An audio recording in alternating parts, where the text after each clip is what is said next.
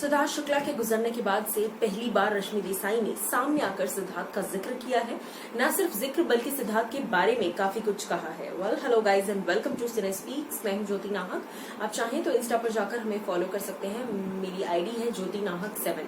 आप सभी को बता दूं कि रश्मि देसाई ने सिद्धार्थ के साथ, जी हाँ, सिड्रा हैशटैग बहुत ज्यादा पॉपुलर था। रश्मि और सिद्धार्थ का जो रिश्ता था, उनके बीच की जो केमिस्ट्री थी एज एक्टर्स, बहुत ही ज्यादा चार्मिंग लगते थे दोनों के दोनों स्क्रीन पर। और इस केमिस्ट्री के बारे में कई बार जिक्र किया गया है, कई बार कहा गया है, लेकिन पहली बार रश्मि देसाई ने अपने और सिद्धार्थ के रिलेशन पर आकर बात की है। जी हाँ, क्या कुछ कहा है, चलिए एक झलक आपको दिखाते हैं। BBC हिंदी का ये इंटरव्यू है।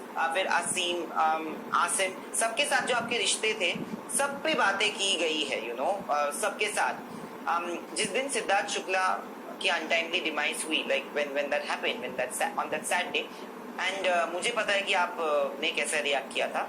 लोग जब उसको जज करते हैं, लोग जब उस इमोशन को फेक बोल देते हैं, तब आपको बुरा लगता है? आई थिंक तब तक मैं बहुत अपने आप को बहुत स्ट्रॉन्ग बना चुकी थी और मे बी हार्टलेस बना चुकी थी। I will be very honest, क्योंकि मेरी निजी जिंदगी में भी बहुत कुछ चल रहा था। और सिद्धार्थ के साथ जब मैंने शो किया था, उसने मुझे बहुत करीब से जाना है और मैं उसे बहुत करीब से जानती हूँ। जी सॉरी। तो हम दोनों को एक दूसरे के बारे में बहुत सारी चीजें पता थी।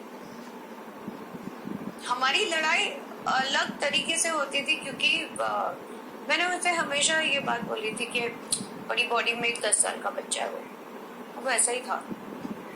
और अपनी टर्म्स एंड कंडीशन पे अप्रोच किया है। बहुत सारी बातें थी, ऐसा नहीं था कि BB 15 के बाद बात नहीं हुई, बात होती थी हमारी। 13 के बाद बहुत ऑन एंड ऑफ होती थी।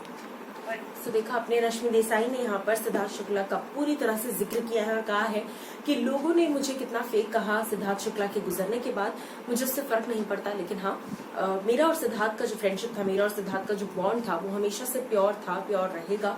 और मेरी उससे लड़ाई जो होती थी वो अलग रीजंस थे, लेकिन मैंने उसे बहुत करीब से as an artist, as a friend जाना है और उसने मुझे बहुत करीब से जाना है, जो मेरे लिए मैटर करता है।